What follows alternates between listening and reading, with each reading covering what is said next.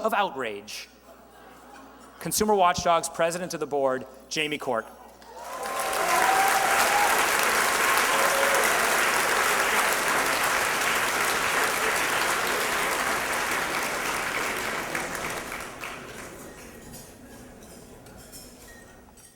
Thank you all for coming. I'm going to try to live up to the Muhammad Ali spirit I was introduced in.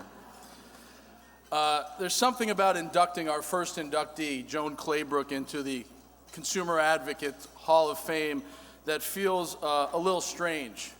It's kind of like inducting Abner Doubleday, baseball's inventor, into Cooperstown. You know, Joan invented consumer advocacy. She put airbags in every car in America. She gave us safer tires, roofs, rollover bars.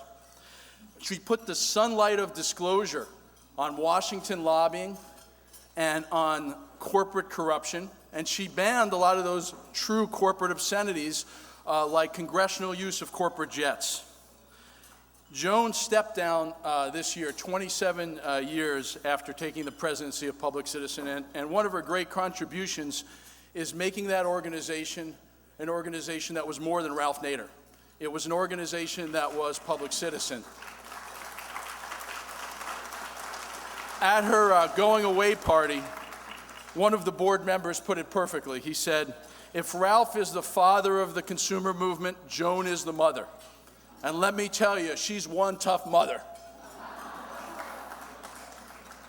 How tough? She had two brothers, one older, one younger, and by the age of 10, she quickly got the name The Commander. Just months after coming to Washington, D.C., the auto industry lobbyist had a name for her too, the Dragon Lady. It's true. The truth is, Joan makes us all tougher.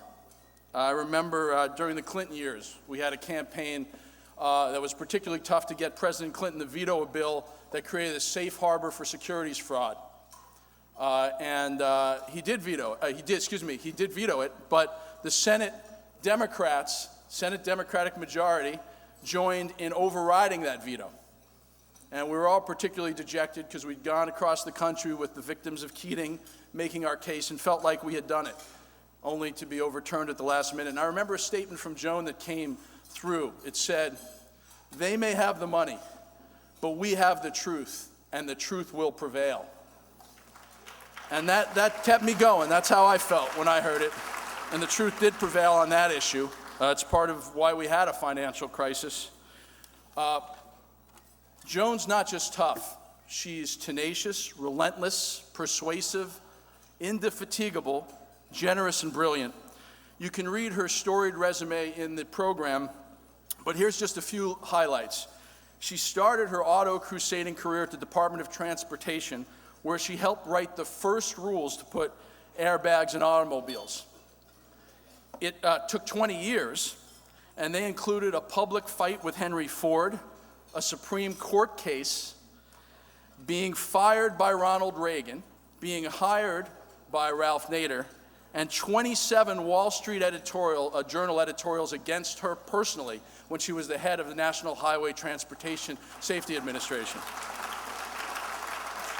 By 1989, though, every car in America had an airbag on the driver's side, and by 1993, every car in America had an airbag on the passenger side because of Joan Claybrook.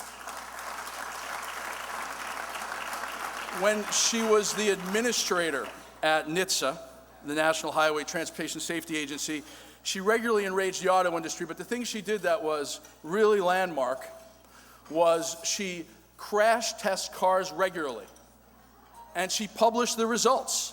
She even published a book called The Car Book. It was a bestseller by the government that showed the results of those crash tests. They were overwhelmed with orders. She was actually responsible, and I bet very few people know this, for reducing the number of votes to overcome a filibuster in the US Senate. It used to be 67 votes. Now it's 60. And that rule changed because she was fighting for a consumer protection agency, and she fell one vote short of what she needed to invoke cloture. So Senate Majority Leader Robert Byrd changed the rules. And now you need 60 votes, and that's why we're going to get a lot done, hopefully, in the next couple of months. in the Senate. Joan may be retiring from public citizen, but she's not going anywhere. She's not going to fade away. I was just in the car with her yesterday. She was fighting against Obama's pick to be the head of the administrator over truck safety. And I can tell you this, we have a little plan for her too that you're going to be seeing in the coming weeks. We want her to be head of the White House Office of Consumer Affairs. There's a little catch, which we have to bring it back, because there is no White House Office of Consumer Affairs anymore. There was one under President Kennedy, all the way to President Clinton when Newt Gingrich defunded it. But we're going to bring it back, and we're going to put Joan in it. And I'm going to play a little video now about why Joan is our pick for that office and our pick for the Hall of Fame.